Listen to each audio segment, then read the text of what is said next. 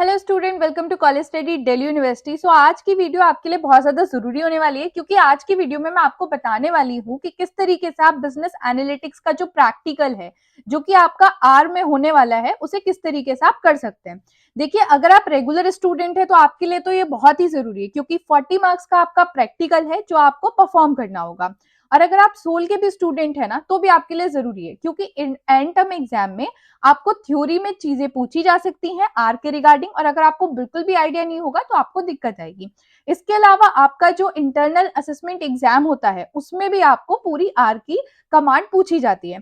तो चलिए शुरू करते हैं। तो सबसे पहले आपको क्या करना है कि आप ना क्रोम ओपन करना है। मैं आपको बिल्कुल बेसिक से बता रही हूँ कि किस तरीके से आपको जो आर स्टूडियो है, आर है, वो डाउनलोड करना है। तो क्रोम ओपन करके आपको वहां पे टाइप करना है RCRAN।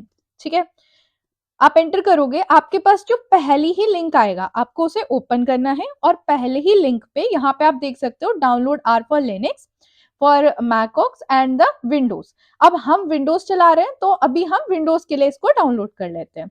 ठीक है, फिर इसके बाद आप यहाँ से इंस्टॉल कर सकते हो फॉर अ फर्स्ट टाइम। मैंने ऑलरेडी इंस्टॉल करके रखा है तो मैं यहाँ पे नहीं कर रही हूँ। जैसे ही आप इस वाले पे क्लिक करोगे यहाँ पे ये आपका इंस्टॉल हो जाएगा। अब देखो, आर तो डाउनलोड हो गया लेकिन सिर्फ इतने से काम नहीं चलेगा, आपको आर स्टूडियो भी डाउनलोड करना है। तो इसके लिए आपको लिखना है आर स्टूडियो, ठीक है, डाउनलोड फॉर विंडो। ये खुल गया। इसकी जो पहली लिंक है उस पर आप क्लिक करना। ठीक है, इट्स लोडिंग, आप देख सकते हो। फिर यहाँ पे ही आ जाएगा। आर हमने ऑलरेडी इंस्टॉल कर लिया है, हमें यहाँ से इंस्टॉल आर स्टूडियो, यहाँ पे आप क्लिक करोगे ये आपका हो जाएगा। उसके बाद जो भी आपकी कमांड आएंगी वो पूरा आप डाउनलोड यहाँ से कर सकते हो। आई होप आपको इतना समझ आया होगा। चलिए अब आगे चलते हैं। सो एक बार आपका आर और आर स्टूडियो डाउनलोड हो गया, उसके बाद आपको आर स्टूडियो ओपन करना है। कुछ ऐसी सी स्क्रीन आपकी ओपन हो जाएगी जब आप आर स्टूडियो ओपन करेंगे। अगर ऐसी ना हो तो आपको यहाँ पे फाइल पे जाना है, न्यू फाइल पे क्लिक करके आर स्क्रिप्ट पे क्लिक करना है। ठीक है, तो बिल्कुल ऐसी ही विंडो आपकी ओपन हो जाएगी। अब देखो, इसमें थोड़ा बेसिक मैं आपको बता देती हूँ। इसके अंदर 4 पेन है, आप देख सकते हो 1 2 3 4। ठीक है, ये जो अभी करंट वाला पेन है इसे कहते हैं सोर्स एडिटर पेन। यहाँ पे मैं सारा कोड लिखते हैं। ठीक है, जैसे मैंने यहाँ पे ये कोड लिखा तो जितने भी कोड होंगे वो यहाँ पे लिखे जाते हैं और उन कोड को एग्जीक्यूट करने के बाद जो रिजल्ट आता है वो कंसोल पेन में आता है। आप देख सकते हो मैंने यहाँ पे लिखा और ये कंसोल पेन में आ गया।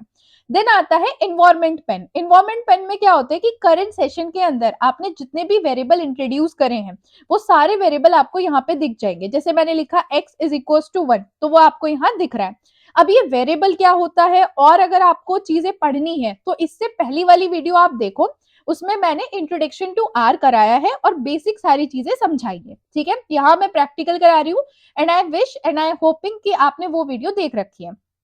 आपका जो फोर्थ पेन है वो है आउटपुट पेन। आउटपुट पेन के अंदर फाइल्स होते हैं, plot, packages, help, viewer and presentation. देखो, फाइल्स के अंदर आपकी इस लोकल स्टोरेज पे जितनी भी फाइल्स अवेलेबल होंगी ना वो शो हो जाएंगी। प्लॉट में क्या होगा कि मान लो मैंने कोई कोड लिखा जहां पे मैंने कोई ग्राफ बनाया है तो वो मुझे प्लॉट में दिखेगा प्रॉपर उस ग्राफ को। ठीक है, पैकेजेस में क्या है कि जितने भी करंट पैकेजेस अवेलेबल हैं आपके आर में इस टाइम पे वो सारे यहाँ पे दिख जाएंगे। हेल्प के अंदर क्या होता है कि पूरी मैनुअल आ जाती है कि किस तरीके से आप आर यूज कर सकते हो, आर स्टूडियो किस तरीके से यूज कर सकते हो। ठीक है, अब ये तो हो गया बेसिक। अब देखते हैं कि किस तरीके से हम वेरिएबल को इंट्रोड्यूस करते हैं। वेरिएबल्स क्या होता है, तो देखो वेरिएबल्स क्या है, एक कंटेनर है जिसमें आप कोई भी वैल्यू स्टोर करते हो। जैसे मैंने यहाँ पे वैल्यू स्टोर करी दिस। ठीक है, जैसे मैं यहाँ वैल्यू स्टोर करूं कि y इज इक्वल टू 2, तो मतलब y में मैंने 2 वैल्यू स्टोर कर दी। ओके, अब आप यह देख सकते हो कि मैं यहाँ पे इक्वल्स टू की जगह ये साइन यूज कर रही हूँ। देखो, आर के अंदर ना आप इक्वल्स टू भी यूज कर सकते हो वैल्यू साइन करने के लिए और ये साइन भी यूज कर सकते हो, बट ये वाला साइन मेजॉरिटी टाइम यूज होता है। इक्वल्स टू से कई बारी कंफ्यूज हो जाता है। ठीक है, तो देखो y इज इक्वल टू 2, अगर मैं ये लिखूं तो भी मेरी सेम ही क्वेरी एग्जीक्यूट होगी। ओके, आई होप आपको वेरिएबल क्लियर है कि किस तरीके से वेरिएबल हम असाइन करते हैं। Now moving to the next part कि अब हमें मान लो इंपोर्ट करनी है, import excel file in R. किस तरीके से हम आर एक्सेल फाइल इंपोर्ट करते हैं आर में। अभी आप जो देख रहे हो ना, मैंने वो लिखा है कमेंट। कमेंट क्या होता है, कमेंट ना एग्जीक्यूट नहीं होता, सिर्फ अपनी अंडरस्टैंडिंग के लिए जब आप कोई चीजें लिखते हो, कोई टेक्स्ट लिखते हो और उसे स्लैश से शुरू करते हो तो वो कमेंट होता है। ठीक है, ये आप देखोगे कि ये एग्जीक्यूट नहीं होगा, जब भी मैं इस प्रोग्राम को एग्जीक्यूट करूंगी ये एग्जीक्यूट नहीं होगा। अब मैं आपको पूरा एक प्रोग्राम बताने वाली हूँ कि किस तरीके से हम एक्सेल फाइल को इंट्रोड्यूस करते हैं आर में, क्योंकि आर हमारे डेटा के लिए यूज होता है, तो उसी तरीके से फिर हम आगे उस एक्सेल फाइल पे काम करें। आपको वेरिएबल्स में कुछ इंपॉर्टेंट चीजें याद रखनी है। सबसे इंपॉर्टेंट कि आपका जो भी वेरिएबल है ना, वो आपका किसी नंबर से स्टार्ट नहीं हो सकता। मान लो मैं कोई भी वेरिएबल का नाम लिख रही हूँ लाइक 1 2 3, ठीक है, इज इक्वल्स टू वाई तो यहाँ पे ये एरर आ जाएगी, क्योंकि यहाँ पे साफ साफ लिखा है कि आपका जो वेरिएबल है वो किसी नंबर से स्टार्ट नहीं हो सकता। ठीक है, और आपके जो वेरिएबल है उसके अंदर सिर्फ दो ही स्पेशल कैरेक्टर हो सकते हैं, एक तो डॉट, आप डॉट के बाद मान लो मैंने dot R is equals to 1 ये लिखा, ये आपका वैलिड वेरिएबल है। और एक आपका underscore like Ram underscore Shyam is assigning a value, I am assigning a value 23। ठीक है, तो ये भी आपका वैलिड वेरिएबल है। लेकिन आप अंडरस्कोर या डॉट के बाद कोई नंबर नहीं लिख सकते हो, वो आपका इनवैलिड हो जाएगा। मान लो डॉट 1 2 3 अंडरस्कोर राम मैंने ये लिखा and is I am assigning a value 23, तो ये आपका इनवैलिड आ गया, क्योंकि अब जो है यहाँ पे सॉरी इट्स डॉट, ठीक है, आपका ये फिर भी इनवैलिड ही आएगा, क्योंकि डॉट के बाद आप जो है नंबर से स्टार्ट नहीं कर सकते। ये वेरिएबल्स की कुछ इंपॉर्टेंट चीजें हैं जो आपको याद रखनी है। अगर आप स्पेशल कैरेक्टर में अंडरस्कोर और डॉट के अलावा कोई और यूज करेंगे तो भी एरर आएगी। मैं वो भी आपको एक बार करके दिखा देती हूँ। राम एंड दिस श्याम 23, ठीक है, आप देख सकते हो कि यहाँ पे एरर आ रही है। आपको वेरिएबल की बेसिक नॉलेज बिल्कुल होनी चाहिए, क्योंकि जनरली जो क्वेश्चन होते हैं ना थ्योरी वाले भी, वो इन्हीं छोटी छोटी चीजों से पूछे जाते हैं। अब आगे बढ़ते हैं अर्थमेटिक ऑपरेटर के ऊपर। ठीक है, देखो आर के अंदर ना कई सारे अर्थमेटिक ऑपरेटर होते हैं लाइक एडिशन, आपका एडिशन, सब्ट्रैक्शन, मल्टीप्लिकेशन, ये सारे ऑपरेटर यहाँ पे काम करते हैं। मैं एक बार ना आपको एग्जाम्पल देती हूँ, लाइक एडिशन में 5 + 3, ठीक है, and this is sorry it's 5 + 3 and you will get the answer 8। सबसे इंपॉर्टेंट चीज कि आर का कोड एग्जीक्यूट कैसे होता है। आई होप आप सबके मन में ये बात अब तक जरूर आ गई होगी कि मैम आप आर का कोड ये एग्जीक्यूट कैसे कर रही हो।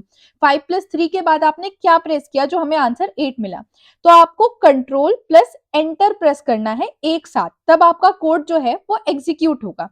ठीक है, लाइक अब मैं यहाँ पे लिख रही हूँ 5 - 3 and I M pressing control + enter, एक साथ आपका कोड जो है वो एग्जीक्यूट हो रहा है।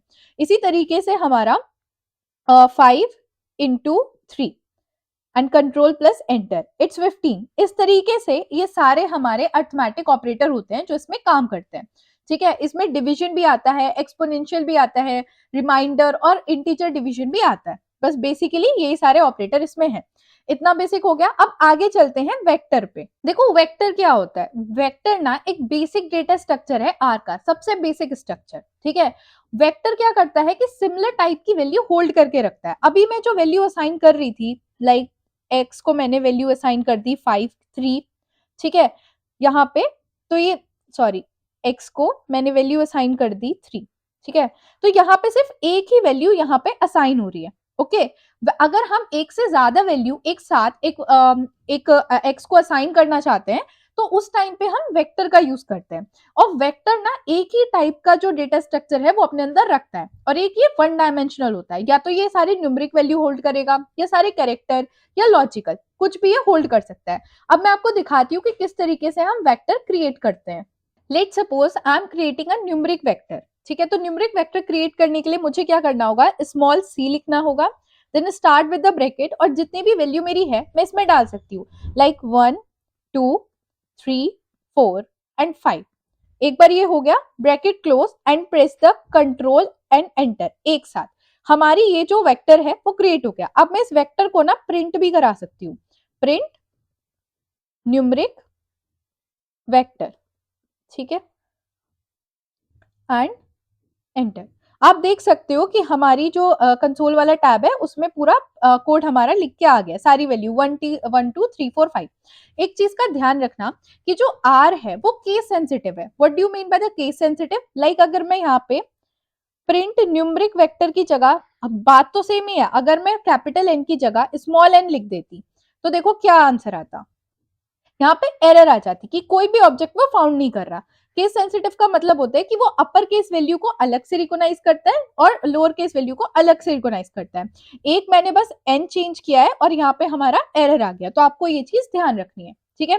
अगर मैं यहाँ पे न्यूमेरिक वेक्टर की जगह अगर मैं दूसरा वेक्टर क्रिएट करना चाहूँ, like character vector, creating character vector, ठीक है, तो सेम ही तरीके से क्रिएट होगा। बस ध्यान रखना बिकॉज इट इज कैरेक्टर, तो मुझे जो भी अपनी वैल्यू है वो इन्वर्टेड कॉमास में लिखनी है। Like I am writing Ram, then उसके बाद दूसरी वैल्यू श्याम, ठीक है, and press the control plus enter एक साथ। कैरेक्टर वेक्टर, सॉरी इट्स, देखो थोड़ी सी एरर हो गई, यहाँ पे आप देख सकते हो कि कैरेक्टर वेक्टर हमारा क्रिएट हो गया। अब मैं इस कैरेक्टर वेक्टर को ना प्रिंट भी करा सकती हूँ, और इस बार मैंने सी हमारा स्मॉल रखा है, कैपिटल नहीं रखा, तो मुझे उस चीज का ध्यान रखना है लिखते हुए, वरना वो हमारी एरर शो कर देगा। तो यहाँ पे हमारा राम एंड श्याम पूरा लिखा हुआ आ गया। इस तरीके से आपका वेक्टर काम करता है। तो हम आगे चलते हैं और फाइंड करते हैं द लेंथ ऑफ वेक्टर। देखो वेक्टर की लेंथ फाइंड करने के लिए ना हमारे पास डायरेक्टली एक फंक्शन है, ठीक है।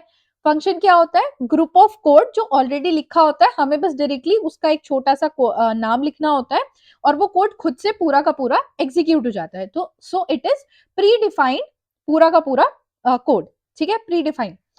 अब हमें क्या करना है, मैंने निकाल ली है लेंथ ऑफ वेक्टर। मैं already numeric vector, character vector बना चुकी हूँ, मैं इनमें से किसी की लेंथ जो है वो कैलकुलेट करती हूँ। So I am writing length. Length एक फंक्शन है, आप देख सकते हो कि मैंने जैसे ही लेंथ लिखा, ठीक है, ये पूरा यहाँ पे खुल के आ चुका है। लेंथ लिखा मैंने और यहाँ पे मैं न्यूमेरिक वेक्टर का नाम डाल देती हूँ क्योंकि मैं लेंथ फाइंड कर रही हूँ न्यूमेरिक वेक्टर की। Okay, and control enter. तो यहाँ पे मेरी जो न्यूमेरिक वेक्टर की लेंथ थी वो कितनी थी? 1 2 3 4 5, और मेरे को यहाँ पे आंसर मिल गया 5। अब आपको एक चीज तो इसमें से बहुत अच्छे से क्लियर हुई होगी, यहाँ पे जो इंडेक्सिंग होती है। अब मैम इंडेक्सिंग क्या होती है? इंडेक्सिंग का मतलब क्या है कि ये कौन सी इंडेक्स पे है, ये 1 पे, ये 2 पे, ये 3 पे, 4 पे एंड 5 पे, ठीक है, कौन सी प्लेस पे है, दैट इज इंडेक्सिंग। यहाँ पे इंडेक्सिंग 1 से शुरू होती है। अगर आप में से किसी ने भी कोई और लैंग्वेज पढ़ी है लाइक पाइथन, तो वहां पे इंडेक्सिंग 0 से शुरू होती है, ठीक है। वहां पे आपकी ये जो 1 वाली वैल्यू है ना वो 0 पे होती, और ये 2 वाली वैल्यू जो है वो 1 पे होती, बट यहाँ पे इंडेक्सिंग 1 से शुरू होती है। इस चीज का ध्यान रखना। नाउ इंडेक्सिंग को थोड़ा और डिटेल में समझते हैं। देखो मैं यहाँ पे एक वेक्टर बना रही हूँ V1 के नाम से, ठीक है।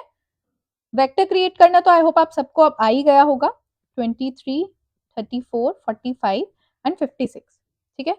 अब इस वेक्टर को मैंने एग्जीक्यूट कर दिया है। अब मेरे को क्या है कि मुझे 23 वाली वैल्यू चाहिए। अब मेरे को पता है कि इंडेक्सिंग कहाँ से शुरू होती है? 1 से, तो 1 और 2। अगर मैं यहाँ पे 2 लिखूं, ठीक है, इंडेक्सिंग में, तो मेरे पास 23 रिटर्न होगा। अब देखो इसे कैसे काम करते हैं। आई एम राइटिंग प्रिंट, क्योंकि मुझे प्रिंट कराना है, ठीक है। उसके बाद V1 से मेरे को वैल्यू प्रिंट करानी है, मैंने वो लिख दी। और आपको स्क्वायर ब्रैकेट में जो भी वैल्यू चाहिए उसका इंडेक्स लिखो। लाइक मेरे को 23 चाहिए, तो मेरे को पता है उसकी इंडेक्स है 2, मैंने ये लिख दिया and I M executing this code, I get a 23, ठीक है। सिमिलरली अगर मेरे को कोई दूसरी वैल्यू चाहिए V1 की, लेट सपोज आई वांट 56, 56 की इंडेक्स क्या है? 1 2 3 4 एंड 5, ठीक है। तो मैं यहाँ पे लिख देती हूँ 5 and I M executing this code, मेरे को मिल गया 56। अगर आपको कोई ज्यादा वैल्यू चाहिए, लाइक मेरे को 23 से और 45 तक की वैल्यू चाहिए, तो मैं यहाँ पे लिखूंगी 2 से और दैट इज 3 4 4 तक की मेरे को वैल्यू चाहिए and I M executing this code, और मेरे को ये पूरी वैल्यू मिल गई। इस तरीके से आपकी जो इंडेक्सिंग है वो काम करती है। अब इसी चीज को थोड़ा और आगे समझते हैं, एलिमेंट वाइज ऑपरेटर। अब एलिमेंट वाइज ऑपरेटर क्या होता है? देखो मैंने आपको बताया था कि हमारे आर में कई सारे ऑपरेटर हैं, that is addition, subtraction, multiplication.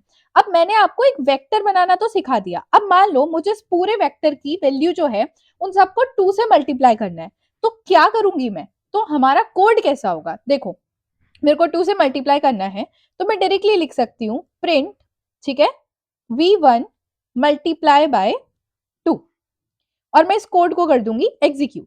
आप देख सकते हो कि मेरे पास जो रिजल्ट में वैल्यूज आई हैं वो सारी की सारी डबल होके आई हैं क्योंकि मैंने 2 से मल्टीप्लाई किया। अब मान लो मुझे डायरेक्ट प्रिंट ना करा के इस वैल्यू को कहीं पे स्टोर करना है, ठीक है, तो मैं लिख रही हूँ V2 एंड दिस। अब यहाँ पे मैं क्या करूंगी, V1 की मल्टीप्लाई करके 2 से इसे यहाँ पे V2 में स्टोर करा लूंगी। स्टोर हो गई। अब मैं डायरेक्ट V2 को प्रिंट कर सकती हूँ, printing V2, executing this code. आप देख सकते हो कि मेरे पास सेम ही वैल्यू आई है।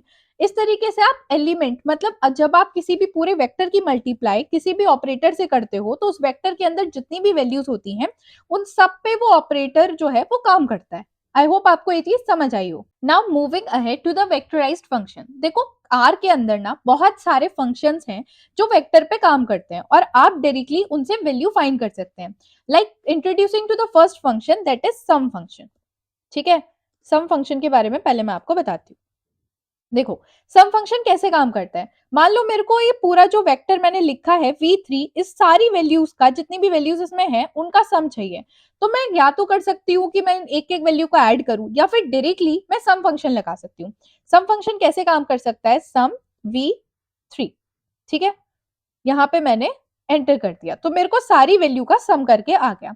इसके अलावा मान लो मैंने ये जो वैल्यूज थी सारी ये मैंने V3 में स्टोर ना करी होती और मेरे को बस डायरेक्टली इनका सम निकालना होता, तो मैम हम कैसे करते, तो हम सिंपल तरीके से यहाँ पे सम लिखते, यहाँ पे पूरी की पूरी सी करके वेक्टर के अंदर जितनी वैल्यूज हमारी थी वो डायरेक्टली सम वाले इसी फंक्शन में लिख देते और कोड को एग्जीक्यूट कर देते, तो भी आपके पास सेम ही आंसर आना था। तो आप देख सकते हो कि इस तरीके से आपका सम फंक्शन वर्क करता है। इसके अलावा हमारे पास फंक्शन है मीन। आई होप आप सभी लोगों ने स्टार्ट में मीन को पढ़ा होगा कि मीन हमारा क्या काम करता है। ठीक है, मान लो मेरे को V3 का ही मीन कैलकुलेट करना है तो मुझे लिखना होगा मीन और मैं यहाँ पे लिख दूंगी V3, ठीक है, और इसको कंट्रोल एंटर से मैं एग्जीक्यूट करा लूंगी। ये सारी वैल्यू जो वेक्टर आपका 3V3 था जिसके अंदर ये सारी वैल्यू थी इन सबका मीन यहाँ पे निकल के आ गया है। और सिमिलरली अगर मैंने ये V3 में ना स्टोर किया होता तो मैं इसे डायरेक्टली लिख सकती थी mean, sorry I am writing here mean, और यहाँ पे मैं इस पूरे वेक्टर को उठा के I am कॉपिंग it from here, pasting here, यहाँ पे एग्जीक्यूट करा सकती हूँ। तो सिमिलर तरीके से आपका ये वर्क करेगा। इसके अलावा जो नेक्स्ट हमारे पास फंक्शन है दैट इज मैक्स एंड मिन।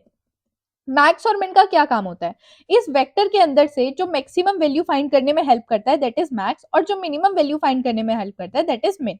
तो मैक्स और मिन फंक्शन भी सिमिलर तरीके से ही काम करते हैं। आप देख सकते हो कि यहाँ पे मैंने ये लिख दिया है मैक्स, ठीक है, V3 and I M executing, जो मैक्सिमम वैल्यू है वो हमारे पास आ गई है। और इसी तरीके से हमारा मिन फंक्शन भी काम करेगा, min min एंड V3, ठीक है, एंटर, आपकी मिनिमम वैल्यू भी फाइंड हो गई है। इसके अलावा जो हमारा नेक्स्ट फंक्शन है लेंथ वो मैं आपको बता चुकी हूँ। उसके अलावा है सॉर्ट। सॉर्ट फंक्शन क्या करते हैं कि आपकी जो वैल्यू है उन्हें असेंडिंग या डिसेंडिंग ऑर्डर में सॉर्ट करके देते हैं। Like I am doing in ascending order, कि मैंने यहाँ पे क्या लिया है कि सॉर्ट फंक्शन लिखा है और V3 लिख दिया है, ठीक है, और ये मेरी सारी वैल्यू असेंडिंग ऑर्डर में सॉर्ट होके आ गई है। इसके अलावा जो नेक्स्ट इंपॉर्टेंट फंक्शन है दैट इज यूनिक। अब ये यूनिक फंक्शन क्या होता है, आप देख सकते हो इस वेक्टर के अंदर जो वैल्यूज हैं लाइक 3 और इसके अलावा 4, 5b एंड 6b वो रिपीटेटिव पे आ रहा है, बट जो यूनिक फंक्शन है वो सिर्फ मुझे यूनिक वैल्यू प्रोवाइड करेगा instead of to the repetitive value. एक बार मैं इसको आपको एग्जीक्यूट करके दिखाती हूँ, यूनिक V3 एंड एंटर। आप देख सकते हो कि मेरे पास सिर्फ यूनिक वैल्यूज आई है, जो रिपीटेटिव वैल्यू थी वो कैंसिल हो गई है। So these are the वेक्टराइज्ड function. Now moving to the next topic that is combining and modifying the vector. देखो मैंने यहाँ पे दो वेक्टर लिए हैं V4 एंड V5। अब मैं चाहती हूँ कि मैं तीसरे वेक्टर में इसको कंबाइंड करके इसकी वैल्यू V4 की भी और V5 की भी स्टोर कराऊं। Let suppose I want the value of V4 and V5 in a V6। तो मैं डायरेक्टली क्या कर सकती हूँ, यहाँ पे मैंने वेक्टर जैसे शुरू करते हैं वैसे ही किया और एक नया वेक्टर क्रिएट कर दूंगी V4, V5 से। ठीक है, ये वैल्यू फिर मैंने करा देनी है एग्जीक्यूट। उसके बाद अब मेरे को देखना है कि क्या V6 में एक्चुअली V4 और V5 की दोनों की वैल्यू कंबाइन हुई है या नहीं। So I will do print V6। ठीक है, आप देख सकते हो कि दोनों V4 और V5 की वैल्यू यहाँ पे प्रिंट होके आ गई है। इस तरीके से आप कंबाइन कर सकते हो किसी भी दो वेक्टर को, तीसरे वेक्टर में वैल्यू ऐड कर सकते हो उसकी। इसके अलावा मान लो कि मुझे कोई एक नई वैल्यू जो है V4 वाले वेक्टर में अपेंड करानी है, ऐड करानी है, तो वो मैं कैसे कराऊंगी। देखो, इसके लिए एक फंक्शन होता है अपेंड। ठीक है, यहाँ पे देखो मैंने लिखा append. Okay, I am starting the function. सबसे पहले आपको यहाँ वो वैल्यू देनी होती है जिसमें आपको कोई भी नई वैल्यू इंट्रोड्यूस करानी है। लेट सपोज मेरे को V4 में करानी है, तो मैं यहाँ लिख रही हूँ V4 कॉमा। अब मुझे वो वैल्यू देनी है जो मुझे इसमें ऐड करनी है। लेट सपोज मैं यहाँ पे वैल्यू ऐड कर रही हूँ 56, तो मैंने 56 लिख दिया। उसके बाद मुझे देना है वो प्लेस जिसके बाद जिस प्लेस पे मेरे को वैल्यू ऐड करनी है। जैसे कि यहाँ पे मैंने आपको इंडेक्सिंग बताई थी, तो इंडेक्सिंग के हिसाब से 1 2 3 4 5 6 मैं चाहती हूँ कि लास्ट में ये ऐड हो जाए, तो मैं यहाँ पे इंडेक्स दे रही हूँ 6। ठीक है, देखते हैं क्या ये ढंग से काम कर रहा है। तो आप देख सकते हो कि लास्ट में हमारी जो वैल्यू 56 है वो इसमें ऐड हो गई है। अब अगर मान लो मेरे को यहाँ बीच में करानी हो कहीं पे थर्ड वाले प्लेस पे, तो मैंने यहाँ पे थर्ड वाले प्लेस पे लिख के इसे एग्जीक्यूट करा दिया। आप देख सकते हो कि थर्ड वाले प्लेस पे ये हमारा वैल्यू आ गई है। ठीक है, इस तरीके से ये चीज एग्जीक्यूट होती है। नाउ लेट सपोज कि मेरे को ना कोई भी एक वैल्यू ऐड करानी है वेक्टर V4 में। ठीक है, मैंने V4 वेक्टर बनाया, लेकिन मेरे को एक वैल्यू थी वो छूट गई और अब मुझे इसमें ऐड करनी है। तो मैं क्या करूंगी, यहाँ पे एक फंक्शन होता है अपेंड का। आप अपेंड की हेल्प से कोई भी वैल्यू किसी भी प्लेस पे ऐड कर सकते हो। लेट्स सी कि किस तरीके से फंक्शन काम करता है। मैंने यहाँ पे लिखा अपेंड। अब यहाँ पे हमें तीन वैल्यूज देनी होती है। सबसे पहले वो वैल्यू जिस वेक्टर में हमें ये ऐड करना है। जैसे मेरे को V4 में कोई भी वैल्यू ऐड करनी है, तो मैं यहाँ लिख दूंगी V4 कॉमा। अब मेरे को कौन सी वैल्यू ऐड करनी है, मुझे वो वैल्यू लिखनी है। लेट सपोज मेरे को 56 ऐड करना है। नाउ किस प्लेस के बाद करनी है, मुझे उसकी इंडेक्स देनी है। मान लो मेरे को फोर्थ प्लेस पे करनी है, तो मुझे थर्ड प्लेस के बाद उस वैल्यू को ऐड करना है, तो मैं यहाँ पे लिखूंगी 3। ठीक है, ध्यान से सुनो, किस प्लेस के बाद करनी है। मुझे फोर्थ प्लेस पे वैल्यू चाहिए, तो मुझे यहाँ पे 3 लिखना होगा, क्योंकि मुझे थर्ड के बाद वो वैल्यू चाहिए। And now execute this function. आप देख सकते हो कि फोर्थ प्लेस पे मेरी ये वैल्यू आ गई है। आई होप आपने इंडेक्सिंग वाला कॉन्सेप्ट अच्छे से समझा था, तो आपको ये चीज बहुत आराम से समझ आ गई होगी।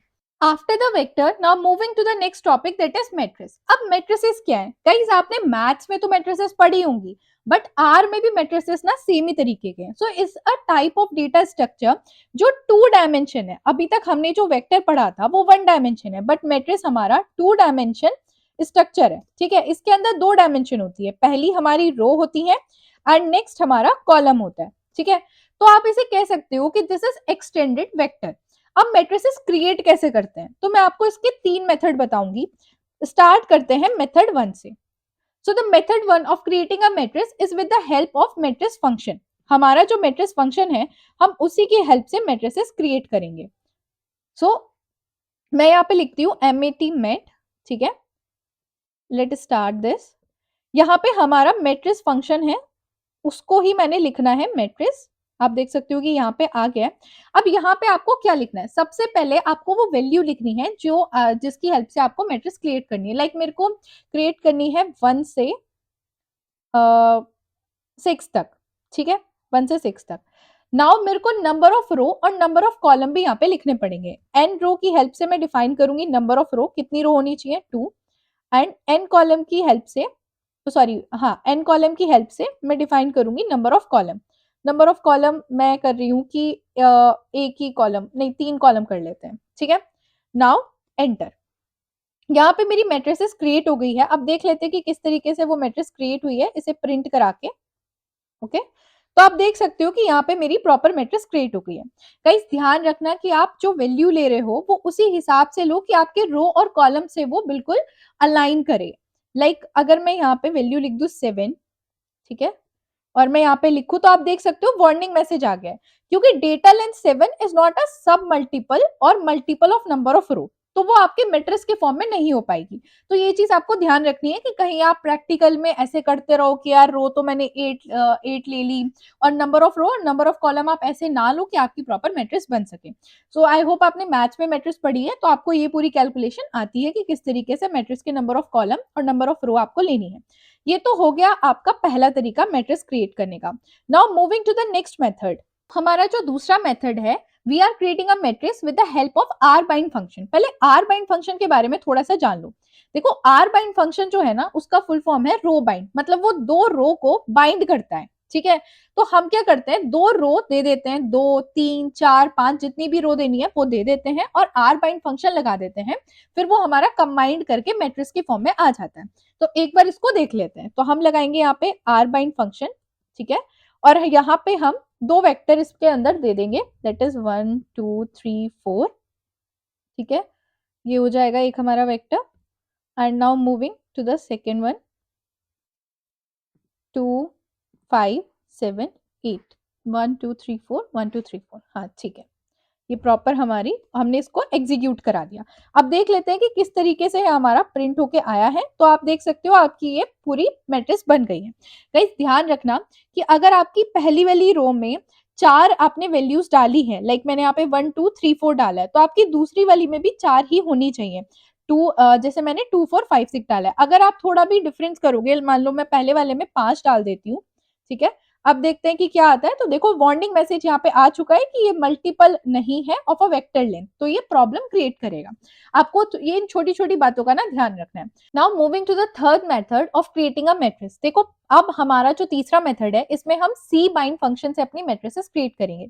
अब ये सी बाइंड फंक्शन क्या है, ये सी बाइंड फंक्शन जो है वो कॉलम को बाइंड करता है। जैसे पहले वाले मेथड में हमने रोज को बाइंड करके अपनी मैट्रिक्स क्रिएट की थी, यहाँ पे हम कॉलम को बाइंड करके अपनी मैट्रिक्स क्रिएट करेंगे। Okay, now let's do this mat3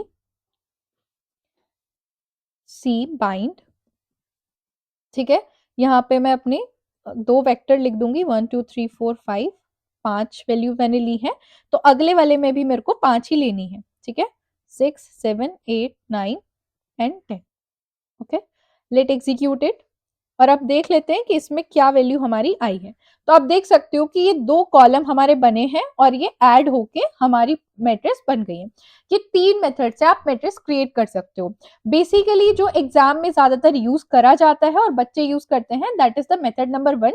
तो आप उसको अच्छे से याद रखो। बाकी आपको ये दो फंक्शन मैंने और बता दिए हैं यहाँ पे, आर बाइंड और सी बाइंड। ये जरूरी नहीं कि सिर्फ मैट्रिक्स बनाने के लिए आप यूज करो, मैट्रिक्स में कॉलम ऐड करने के लिए। मान लो आपने पूरी मैट्रिक्स बना ली है, लेट सपोज हमने मैट्रिक्स बनाई है मेट, अब इसके अंदर मुझे एक कॉलम और ऐड करना है, तो भी मैं सी बाइंड फंक्शन का यूज कर सकती हूँ। ठीक है, एक बार वो भी देख लेते हैं। सो अब मेरे को ये जो ऊपर वाली मैंने मैट्रिक्स क्रिएट करी थी, इसमें मैं कॉलम ऐड करना चाह रही हूँ, तो यहाँ पे लिखूंगी मैं मेट, क्योंकि इसी के अंदर मुझे कॉलम ऐड करना है। And I am using a C bind function. ठीक है, अब सी बाइंड फंक्शन में मेरे को मेट के अंदर ऐड करना है और जो कॉलम की वैल्यू मुझे ऐड करनी है वो मुझे लिखनी है। तो देखो इसमें याद रखना कि हमारी नंबर ऑफ रो 2 थी, तो मुझे कॉलम में भी सिर्फ 2 ही वैल्यू डालनी है। ठीक है, ज्यादा वैल्यू डालोगे तो एरर आ जाएगी, इस चीज का ध्यान रखना। तो मैं यहाँ पे वैल्यू डाल रही हूँ 8 और 9। ठीक है, नाउ एग्जीक्यूट दिस फंक्शन। अब हम इस मेट को प्रिंट करा के देख लेते हैं। तो आप देख सकते हो कि मेरा यहाँ पे आंसर आ गया, मेरा फोर्थ कॉलम यहाँ पे ऐड होके आ चुका है। तो इस तरीके से आप सी बाइंड फंक्शन का यूज कर सकते हो। सिमिलरली आप आर बाइंड का भी यूज कर सकते हो रो को ऐड करने के लिए आपकी क्रिएटेड मैट्रिक्स में। आज की वीडियो को इतना ही रखते हैं। Thanks for watching. वीडियो को लाइक करो, चैनल को सब्सक्राइब करो और वीडियो को हाइप भी करो। And guys, if you want more videos on the business analytics, जहां पे मैं इसी तरीके से आपको प्रैक्टिकल की सारी चीजें पढ़ाऊं विद द थ्योरी, तो आप कमेंट सेक्शन में बता देना। मैं थ्योरी के साथ साथ इस तरीके की प्रैक्टिकल वीडियो भी कंटिन्यू रखूंगी। Thank you.